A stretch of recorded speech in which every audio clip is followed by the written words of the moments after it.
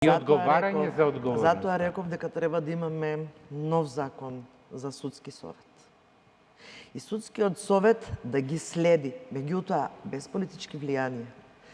Ако донесеме нов закон и ако си ги ставиме членовите на судскиот совет повторно со политички влијанија, ние како граѓани нема да ја почувствуваме таа реформа. Еднаш за секогаш навистина во државата, јас немам друга држава. Јас сум го поминала и младоста и зрелост овде, сакам и овде да остарам, меѓутоа сакам во држава која што има систем кој што е функционален. И овој закон до јуни 25 и кривичниот закон, новиот кривичен законник до декември 25 и законот за кривична постапка, и законот за судска служба, и законот за Советот на јавни обвинители, сите треба да бидат донесени оваа година и навистина тогаш ќе верувам дека оваа влада сака да стави крај на ваквото судство и дека сака да ја покрене довербата. Без грижа, колешке, без грижа, колешка, да не се грижи. Не знам зашто не сте се грижеле кога бевте во влада и ова дали... А мене ме интересира колешке.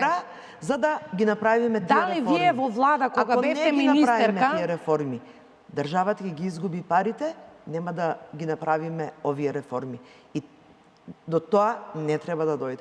Треба да искористиме тоа што ни се дава како помош и како поддршка и да ги направиме реформите и да си го следиме правосудниот вие како пратеници ќе ги усвоите. Секако и ќе дебатираме. Да, но тие што ќе треба да ги применуваат законите се луѓето од кои зависи политиката да се тргне настрана од судството. Ако дозволите.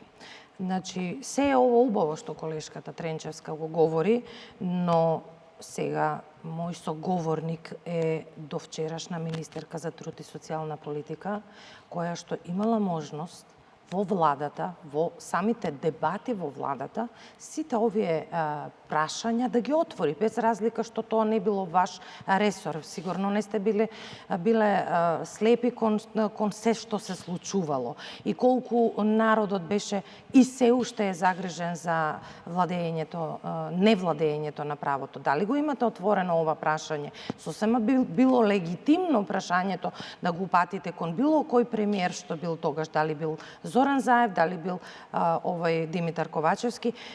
Дали сте го отвориле ова прашање? 7 години не се мал период за да граѓаните почувствуваат дека вие како политичка клика, како политичари, навистина сте загрижени и сакате да се борите со криминалот и корупцијата. Напротив, вие немаше ден